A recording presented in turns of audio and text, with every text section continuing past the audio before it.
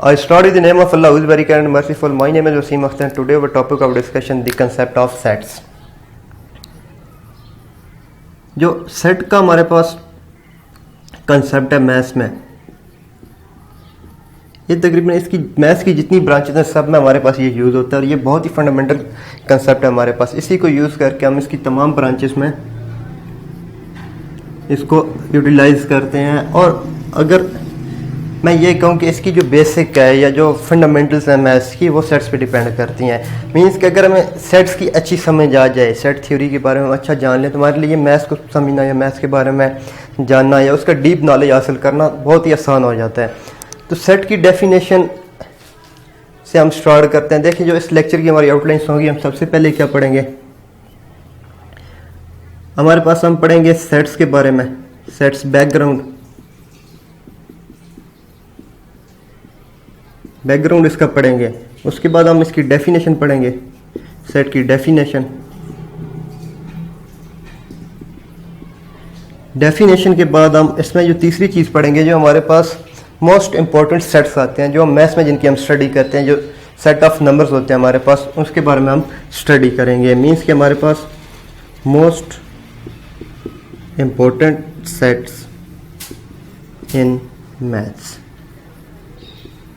आज के लेक्चर में हमने ये इन तीन चीज़ों के बारे में सीखना है, उसके बारे में चेक करना है कि ये चीज़ें किस तरह बनी। सेट्स का बैकग्राउंड हम चेक करते हैं, उसके बाद हम उसकी जो फॉर्मल डेफिनेशन है जो मैथ्स में यूज़ होती है, उसके बाद हम हमारे पास जो मोस्ट इंपॉर्टेंट सेट्स यूज़ होते हैं मैथ्स में, उनके बारे में हम स्टेप बाय स्टेप डिस्कशन करते हैं। तो स्टार्ट करते हैं बैकग्राउंड से। शुरू में जब इंसान की ग्रूमिंग हुई तो उसी के साथ हमारे साथ मैथ्स की भी ग्रूमिंग स्टार्ट हुई। तो क्या होता था, जब इंसानों ने रखे होते थे भेड़ बकरियां या इस तरह के एनिमल्स, तो वो जब बड़े में से उनको निकालते थे सुबह टाइम, तो उन्होंने मुख्तलिफ किस्म की वुड्स या स्टून्स रखे होते थे, उनके ज़रिए से उनकी काउंटिंग करते थे। मतलब कि अगर एक हमारे पास फॉर एग्जाम्पल उसने एक मवेशी को निकाला तो उसके साथ वो एक स्टून रख देगा उसकी काउंटिंग करने के लिए, जब दूसरे को निकाला तो दूसरा, फिर तीसरा, इस तरह। ये एक लंबा प्रोसेस था जो बहुत ही कॉम्प्लिकेटेड था, बहुत मतलब डिफ़िकल्ट था। उसके बाद क्या हुआ, उन्होंने लकड़ियाँ शुरू कर दी, लकड़ियाँ रखना शुरू कर दी। जब भी एक एनिमल निकाला इसी तरह वो लकड़ियाँ रखते थे, फिर जब वापस आते थे फिर वही चीज़ एक जगह से उठा के स्टून्स को दूसरी जगह फिर इसी तरह उनकी काउंटिंग करते थे। तो बहुत एक डिफ़िकल्ट कंसेप्ट था हमारे पास। उसके बाद क्या हुआ, जब इससे हम थोड़ा सा मॉडिफाई हुए तो लोगों ने क्या स्टार्ट किया, वुड्स या स्टोन के अलावा उन्होंने इस तरह की लाइनें लगाना स्टार्ट कर दी। एक मवेशी को निकाला तो एक लाइन, फिर इसी तरह दूसरी करते गए, वो मतलब लाइंस पे आ गए। देन इसके बाद करते करते एट द एंड हमारे पास काउंटिंग के लिए हमने एक स्पेसिफिक मेथड ड्रॉ कर लिया, जिसको हम आजकल काउंटिंग का नाम देते हैं, जो हमारे पास सेट ऑफ नेचुरल नंबर होता है। मीन्स वहाँ से कहाँ से हमारे पास ये वुड्स और उनसे काम स्टार्ट हुआ, करते करते हम लोग यहाँ पे पहुँच गए। हम लोगों ने एक स्पेसिफिक उसका तरीका ड्राइव कर लिया, एक स्पेसिफिक हमने उसके डिजिट्स बना लिए, उनको यूज़ करके हम जो आजकल हम कैलकुलेशन कर रहे हैं। तो ये था थोड़ा सा बैकग्राउंड सेट का। अभी हम बढ़ते हैं सेट की डेफिनेशंस की तरफ।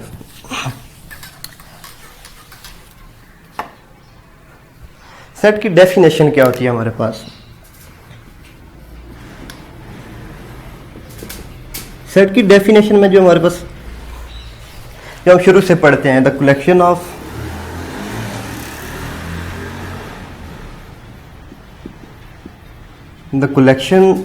Well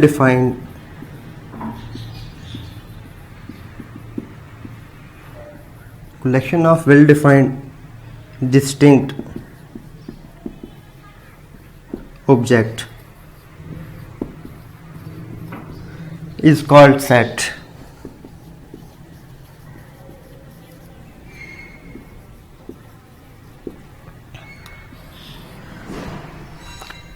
The collection of well defined distinct object is called set. तो इस पूरी डेफिनेशन में हमारे पास दो ही लफ्ज़ हैं जिन पे हम गौर करें तो हमें सेट की डेफिनेशन अच्छे से वाज़ह हो जाती है, well defined and distinct.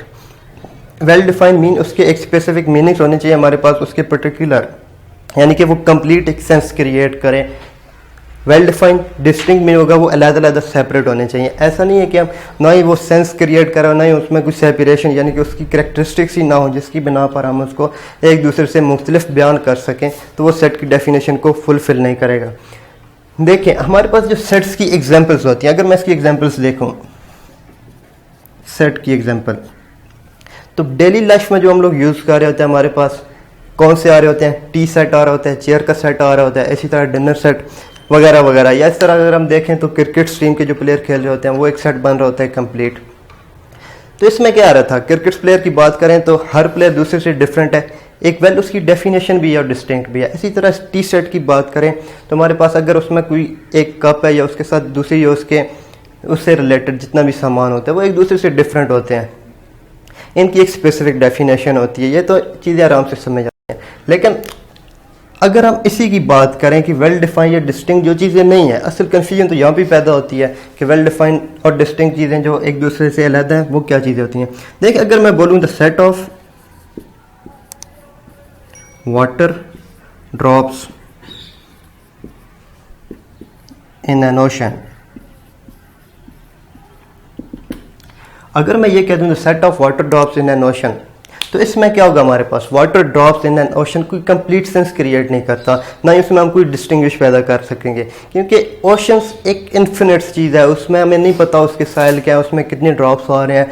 Means water drops in an ocean ये कोई कंप्लीट सेंस क्रिएट नहीं करता। दूसरी चीज़ अगर मैं देखूँ यहाँ पे, ये एक हो गई। हम अगर कहते हैं the set of stars in the sky या in the universe, the set of stars in the universe, again हमारे पास क्या कोई वेल डिफाइंड मीनिंग्स नहीं आ रहे कि हमारे पास सेट ऑफ स्टार्स क्या है। हमारे पास लामहदूद एक चीज़ है, हम उसको ना ही तो उसको कोई एक स्पेसिफिक डेफिनेशंस कर सकते हैं, ना ही हम उसको डिस्टिंक्ट कर सकते हैं, एक दूसरे से उनकी कैरेक्टरिस्टिक्स नहीं बना सकते हैं। तो इन अदर वर्ड अगर मैं इसी लफ्ज़ को समराइज करने की कोशिश करूँ तो मैं इसको इस तरह भी कह सकता हूँ कि हमारे पास ऐसी चीज़ जो लामहदूद हो जाए, मीन इन्फिनिट या अनकाउंटेबल चली जाए। हालांकि जो मैथ्स में जब हम इसकी हार्ड स्टडी करते हैं तो हमारे पास अनकाउंटेबल सेट्स आ रहे होते हैं, लेकिन वो एक डिफरेंट मीनिंग से आ रहे होते हैं। लेकिन यहाँ पे अगर इसको सिर्फ समझाने के लिए, अगर इसका लफ्ज़ समझने के लिए हमें ज़रूरत हो, तो हम सिर्फ ये कह सकते हैं कि जो लामहदूद चीज़ आ जाए तो उसको हम सेट नहीं कह सकते, जिसकी हम करेक्टरिस्टिक्स ना डिफाइन कर सकें। सेम इसी तरह अगर मैं बात करूँ the set of sands particle in the deserts, यानी कि सहरा में जो रेत के ज़रात होते हैं हमारे पास उनका सेट, तो अगेन ये कोई कंप्लीट ना सेंस बन रहा है, ना इसमें कुछ डिस्टिंग्विश आ रही है, तो हमारे पास ये भी सेट्स की डेफिनेशन को फुलफिल नहीं करता। तो इसमें जो मेन चीज़ थी वो वेल डिफाइंड और डिस्टिंक्ट ऑब्जेक्ट्स ही थे। अगर हम इसको समझ लें तो हमारे पास ये आसान हो जाता है कि इस चीज़ को समझना। सेट्स के बारे में पढ़ना बहुत ज़रूरी है, क्योंकि हम जब स्टार्ट करते हैं मैथ्स को पढ़ना तो मैथ्स में हमारे पास जितने सब्जेक्ट आ रहे होते हैं, हम स्टार्ट करते हैं बचपन से काउंटिंग से, वहाँ से सेट का कंसेप्ट स्टार्ट होता है अप टू सो ऑन, चलते चलते ये हमारे पास हायर क्लासेस तक, हायर डिग्री क्लासेस तक ये चीज़ें चलती रहती हैं और उसमें हमारे पास सेट साथ साथ चलते हैं। हम यहाँ से स्टार्ट करेंगे, सेट का कंसेप्ट, सेट को पढ़ेंगे, इसकी टाइप्स पढ़ेंगे, इस पर जो ऑपरेशन लगते हैं वो पढ़ेंगे, क्लोज सेट, सारी चीज़ें पढ़ते जाएंगे। इवन कि हम लोग टोपोलॉजी तक इसकी डीप स्टडी करेंगे और स्टेप बाय स्टेप इन चीज़ों को साथ लेके चलेंगे। तो ये थी इसकी डेफिनेशन। नेक्स्ट, अगर मैं मैथ्स में जो हमारे पास मोस्ट इम्पोर्टेंट चीज़ें आ रही होती हैं, मोस्ट इम्पोर्टेंट सेट्स आ रहे हैं, उन पे बात करते हैं। लेकिन उससे पहले सेट के बारे में थोड़ा सा, सेट को हम लिखने के लिए मीन्स कि हम कैसे लिखते हैं, सेट की नोटेशंस क्या होती हैं या उसको लिखते हैं कैसे हैं, how to write a set. ये इंपॉर्टेंट क्वेश्चन है कि सेट को हम किस तरह लिखते हैं। तो सेट को लिखने के लिए हमारे पास एक चीज़ वाज़ह होनी चाहिए कि जब हम सेट को रिप्रेजेंट करते हैं, जो पहला पॉइंट है इसमें, वी रिप्रेजेंट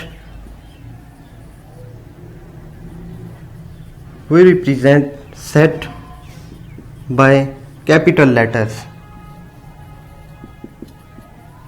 कैपिटल लेटर्स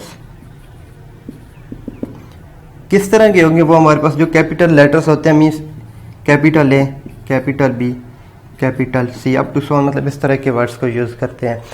जो इसमें जो दूसरी हमारे पास मोस्ट इंपॉर्टेंट चीज़ होती है वो होती है जो इसके एलिमेंट्स होंगे, सेट्स के एलिमेंट्स होंगे, उनको हम यूजली डिजिट्स भी यूज़ करते हैं। इसके अलावा हम लोग क्या करते हैं, डिजिट के साथ साथ हम लोग स्मॉल लेटर ए, बी, सी इनको भी यूज़ करते हैं और लिख लेते हैं सेट को।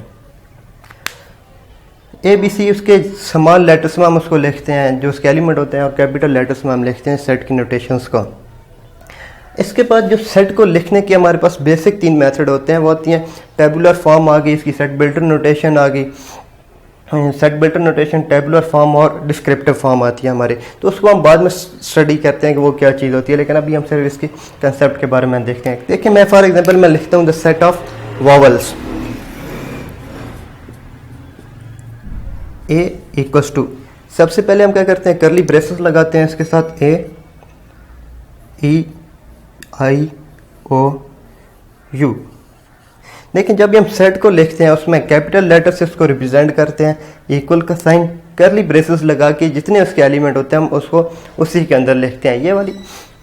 इसी तरह या इसको हम दूसरे लफ्ज़ों में भी लिख सकते हैं, A is a set of vowels, ये द सेट ऑफ वॉवल्स, यानी कि क्या जो मेन चीज़ करली ब्रेसेस, देन हम उसके अंदर जो एलिमेंट्स आ रहे हैं उनको कॉमा से सेपरेट करते हैं। अच्छा, अभी देखिए हमारे पास कोई एक एलिमेंट आ रहा है, लेट से हम कहते हैं कि ए कोई भी एक एलिमेंट है किसी सेट कैपिटल ए का, तो उसको लिखने के लिए हम लोग क्या करते हैं कि लेट ए, अगर मेरे पास कोई एलिमेंट है किसी सेट ए का, let a be an element of a set A, तो हम लोग क्या लिखेंगे, इसको जब शॉर्ट फॉर्म में लिखते हैं या मैथ्स की फॉर्म में लिखते हैं, मैथ्स की ज़बान में लिखते हैं, तो हम लिखते हैं ए बिलोंग्स टू ए। और इसी तरह अगर हम इसकी नेगेशन करें कि A is not an element of A, तो सिंपल हम लिखते हैं ए डज नॉट, बिलोंग्स वाला साइन और उसके ऊपर does not belong means line लगा देते हैं, इसका मतलब होता है डज नॉट बिलोंग्स टू ए।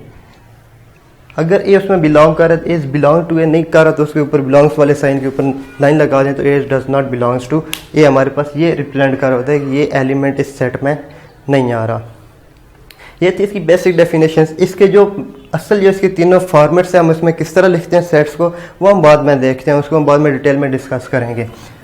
अभी हम बढ़ते हैं अपनी तीसरी हेडिंग्स की तरफ, मीन्स कि हमारे पास बेसिक या मोस्ट इम्पॉर्टेंट जो हमारे पास सेट थे वो किस तरह आए मैथ्स में और उनका यूज़ क्या था, कब कब कैसे कैसे, वो हमने उनको डिस्कवर किया। देखें, मोस्ट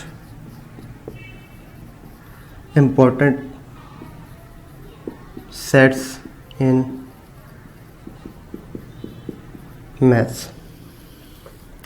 मैथ्स में हम जितने सेट्स पढ़ते हैं, ये सब हमारे पास मैथ्स में सेट की जितनी हम स्टडी करते हैं, जितनी भी इस पूरी स्टडी के पीछे हमारे पास 6 या 7 ये जो बेसिक जो हम अभी डिस्कस करने लगे हैं ये सेट्स होते हैं। इसमें हमारे पास वो डिफरेंट ऑब्जेक्ट वाले या वावल्स वाले इस तरह के सेट्स को हम स्टडी कम करते हैं, लेकिन ये जो बेसिक्स हमारे पास इसके 6 या 7 हमारे पास बनते हैं सेट, इनकी हम डिस्कशन करते हैं सबसे ज़्यादा। देखें, मैथ्स के हमारे पास बेसिक्स सेट्स आ रहे हैं, उसमें सबसे पहले जो सेट आ रहा था हमारे पास वो था सेट ऑफ नेचुरल नंबर।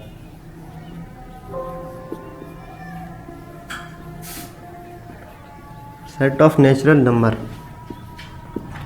इसको हम n से रिप्रेजेंट करते हैं। तो नेचुरल नंबर में हमारे पास कौन से नंबर थे, हमारे पास नंबर 1 से स्टार्ट हो रहे थे, 1 2 3 अप टू सो ऑन।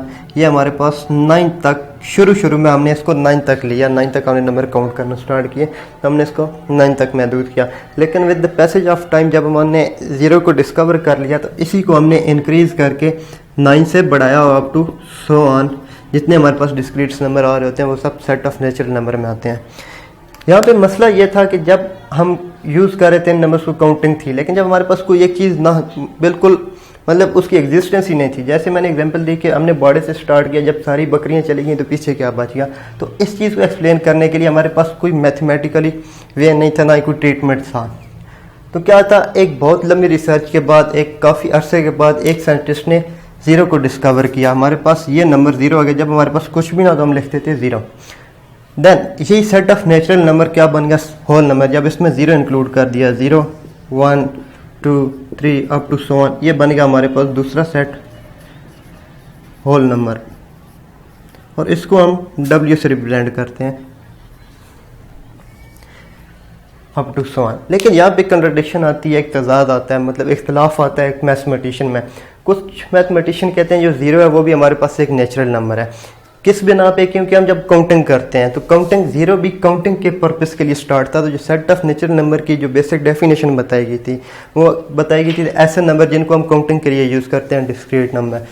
तो सेट ऑफ होल नंबर में जब हमारे पास जीरो आ गया तो जीरो भी काउंटिंग के पर्पस के लिए यूज़ था। मीन्स जब वहाँ पे कुछ भी नहीं है तो हम कहते थे कि जीरो एलिमेंट, या कोई भी चीज़ नहीं तो हम जीरो लिखते थे, तो वहाँ पे हमने उसको होल का नाम दिया। लेकिन कुछ मैथमेटिशियंस का इस बात पे इख्तिलाफ है कि ये होल नंबर नहीं होता, असल में ज़ीरो भी एक नेचुरल नंबर है। लेकिन उस बहस को हम छोड़ते हैं, जो हम पढ़ते हैं वो हमने होल नंबर को ज़ीरो से स्टार्ट किया। होल नंबर के बाद अब मसला क्या था? जब हमने इक्वेशंस, जब हमारी स्टडी यहाँ तक पहुँची तो इसके साथ साथ हम लोगों ने इक्वेशंस पे काम करना स्टार्ट किया।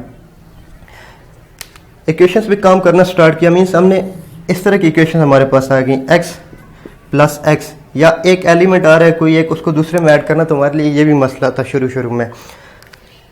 तो इस पे रिसर्च हुई, इस पे काम किया, तो मुख्तलिफ जो हमारे पास आ रहे थे मैथमेटिशियन ने काम किया, तो एक वे डिस्कवर किया, उसमें प्लस कर दिया किसी को तो इक्वल्स टू 2x बन गया। और इसी तरह जब हमने इसमें से कुछ चीज़ सब्ट्रैक्ट करनी हो, मीन्स फॉर एग्जांपल मेरे पास पहले कुछ एलिमेंट, उसकी क्वांटिटी हमारे पास 3 थी, इसमें से अगर मैंने 2 कम करने हो तो ये हमारे पास एक प्रॉब्लम थी, इसका जो आंसर बना रहा है ये भी एक प्रॉब्लम था। मैथमेटिशियन इस पे काम किया, इसको डिस्कवर किया, तो हमारे पास जो सेट बना न्यू वो बना सेट ऑफ इंटीजर। इसमें क्या आ रहा था?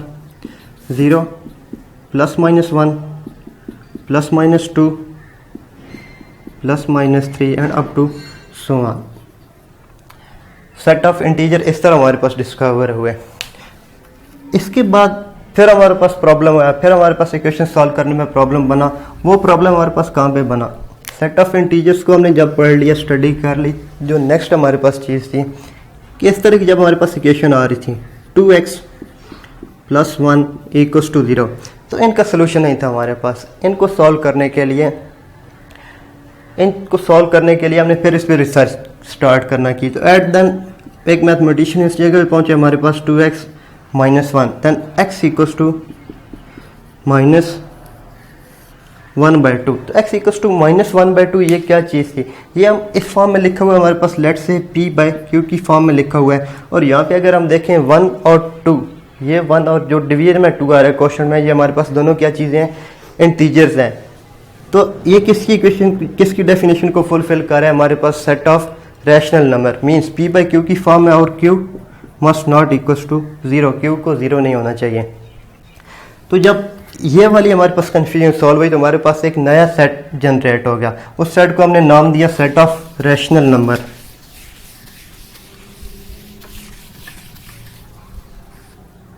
उसको हमने q से रिप्रेजेंट किया, q equals to set of rational number. Rational number इसके एलिमेंट किस तरह के थे? इसके एलिमेंट किस तरह के थे, या रैशनल नंबर को हम किस तरह लिखते हैं? The number of the form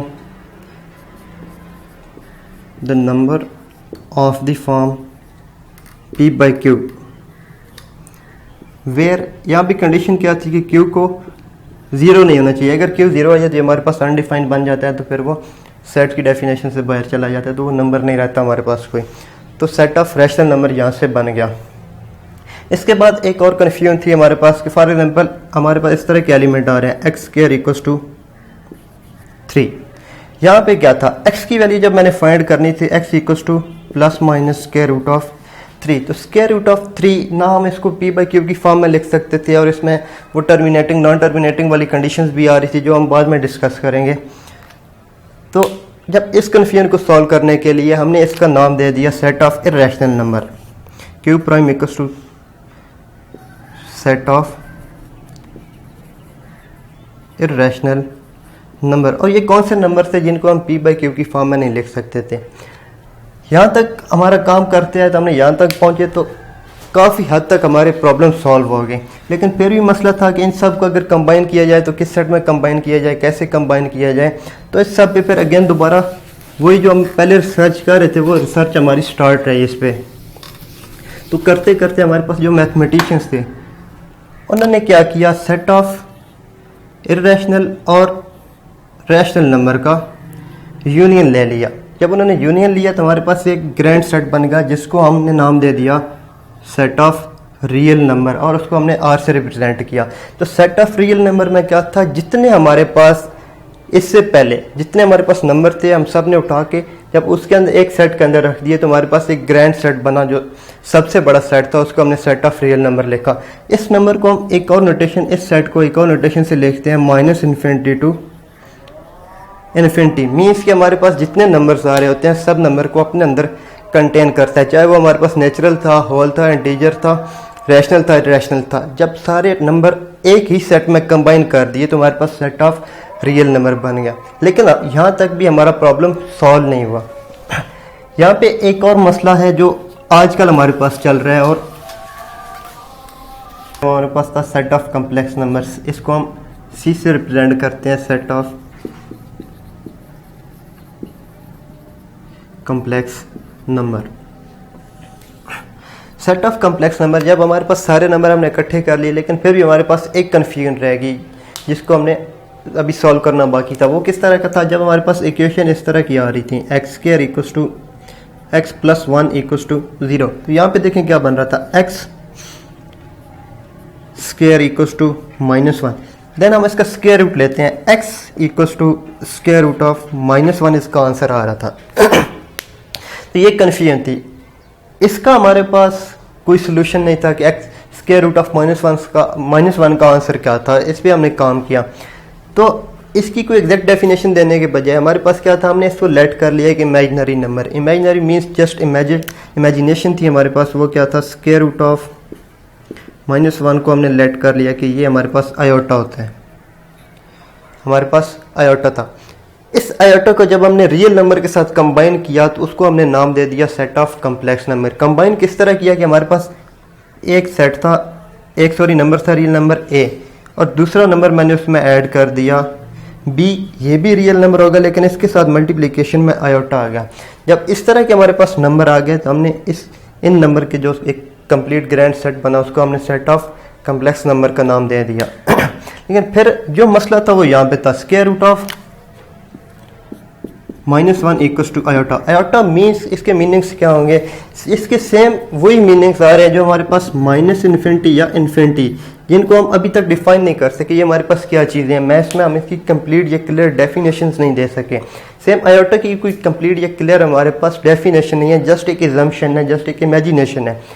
minus infinity और इन्फिनिटी बॉस ये हमारे पास क्या थी, ये भी हमारे पास एक एजम्पशन है। देखिए जब भी हम यूज़ करते हैं 1/0 इसको हम लिखते हैं इन्फिनिटी, इसका मतलब होता है कि अनडिफाइंड चीज़ है, हम इसको डिफाइन नहीं कर सके। इसी तरह -1 whole square root equals to iota एक इमेजिनेशन है। जब रियल नंबर और इमेजिनरी नंबर को हमने इकट्ठा किया तो हमारे पास जो सेट बना सेट ऑफ कम्प्लेक्स नंबर था। तो यहाँ पे आज का ये वाला टॉपिक क्लोज होता है।